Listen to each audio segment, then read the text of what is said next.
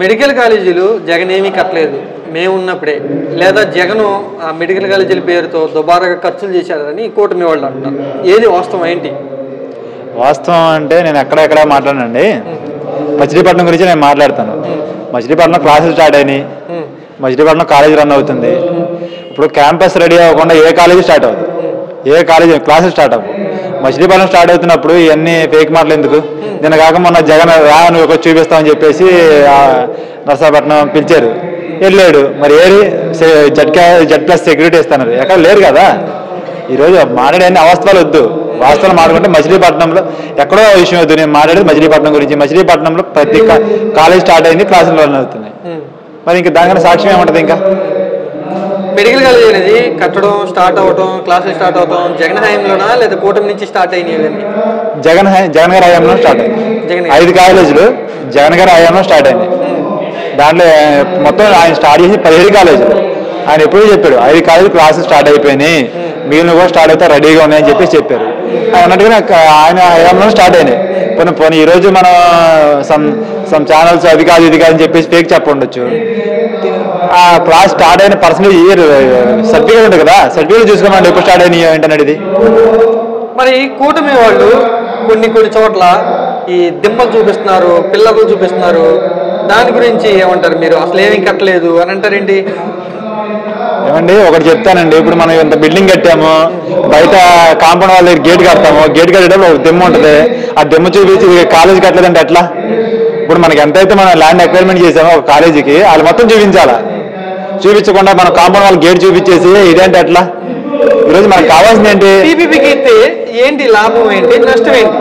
పీపీపీకి ఇస్తే ఈరోజు సమావేశం అయినట్టు ఎవరికి లాభం? ఎవరో ప్రైవేటీకరణ వాళ్ళకి లాభమో చంద్రబాబుకి సంబంధించిన వాళ్ళకి లాభం. ఎందుకంటే ఎడ్యుకేషన్ మినిస్టర్ మొత్తం వాళ్ళ దాంట్లో ఉన్నారు, వాళ్ళు లబ్ధి పొందే తప్ప వేరే వాళ్ళు లబ్ధి పొందరు. ఇంకొకటి ఈరోజు నా ఇంట్లో కానీ పక్కింట్లో కానీ మెడికల్ కాలేజ్ చదివించుకుంటే కొన్ని లక్షలతో అవుద్ది. ఈరోజు ఎంబీబీఎస్ చదివించాలంటే ఆ లక్షలు అనేది లేకుండా ఈరోజు గవర్నమెంట్ చేయడం వల్ల నాలాంటి వాడు కానీ నా ఇంటి పక్కన వాడు కానీ నాలాంటి చదువుకోవడానికి ఒక అవకాశం ఉంది. అలాంటి అవకాశం లేకుండా ప్రైవేటీకరణ చేశారనుకోండి, సేమ్ ఎప్పుడు ఎలా జరుగుతుందో అలాగే కొన్ని లక్షలు పెట్టి మేము చదివించుకోవాల్సి వస్తుంది సిచ్యువేషన్ వస్తుంది.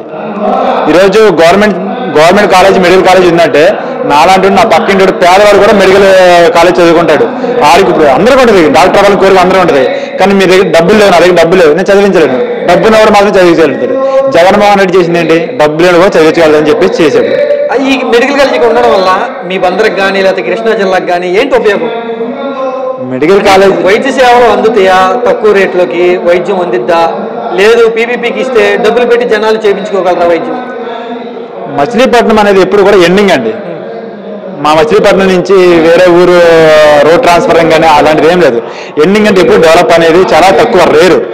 అలాంటి సిచ్యువేషన్లో మెడికల్ కాలేజ్ ఇక్కడ పెట్టామంటే మా ఊరు డెవలప్ అవుతుంది, మెడికల్స్ అన్ని తక్కువ రేట్లో దొరుకుతాయి. మాకు మేము చదువుకోవడానికి ఎక్కడికో పరిగెత్తాల్సిన పని లేదు. మా ఊళ్ళో మేము చదువుకుంటాం, మా ఊళ్ళో మేము జాబ్ చేసుకోవాలి, అన్నీ చేసుకుంటాం. మాకు మెడికల్ సౌకర్యాలు కూడా అందుబాటులో ఉంటాయి.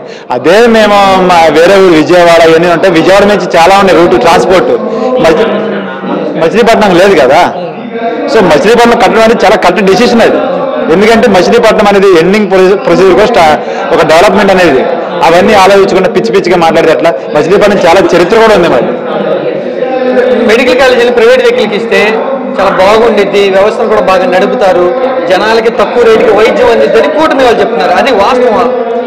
బాగుంటుంది, ప్రైవేట్గా ఇస్తే బాగుంటుంది. ఎవరికంటే చంద్రబాబు నాయుడికి, నారాయణ గారికి. ఎందుకంటే మాక్సిమం వాళ్ళే ఉన్నారు, వాళ్ళే కాలేజీలు, వాళ్ళే స్కూల్స్, వాళ్ళే ఉన్నాయి. వాళ్ళ వరకంతా బాగానే ఉంటుంది. వేరే వాళ్ళకంటే ఇప్పుడు నాలాంటి మధ్యతరగతి వాళ్ళకి చదువుకోవడానికి అవకాశం ఉండదు. వాళ్ళ పిల్లలు వాళ్ళ వరకు డెవలప్ అవుతారు, ఇంకెవరు డెవలప్ అవ్వరు. ప్రైవేట్ అంటే ఇప్పుడు ఆల్రెడీ ప్రైవేట్ లేవా అండి? ప్రైవేట్ కాలేజీ లేదా? అందరూ ప్రైవేట్ కాలేజీలు చదువుతారు. ప్రజెంట్ ఇప్పుడు నారాయణ చదువుకోవాలంటే గవర్నమెంట్ కాలేజీలు ఏమంటే గవర్నమెంట్ కాలేజీలు ఎత్తుక్కుంటాడు.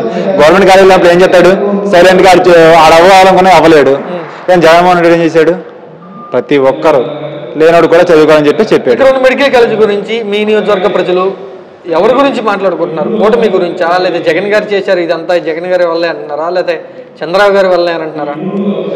మెడికల్ కాలేజ్ అంటే జగన్మోహన్ రెడ్డి పేరు నాని. మచిలీపట్నం మెడికల్ కాలేజ్ అంటే మచిలీపట్నం పోర్ట్ అన్న వాళ్ళే, మచిలీపట్నం డెవలప్మెంట్ అన్న పేరు నాని గారే.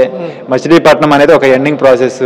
మచిలీపట్నం పేరుకి వస్తే పేరుని నాని, పేరుని కిట్టు, వైఎస్ జగన్మోహన్ రెడ్డి తప్ప వేరే టాక్ అయితే లేదు.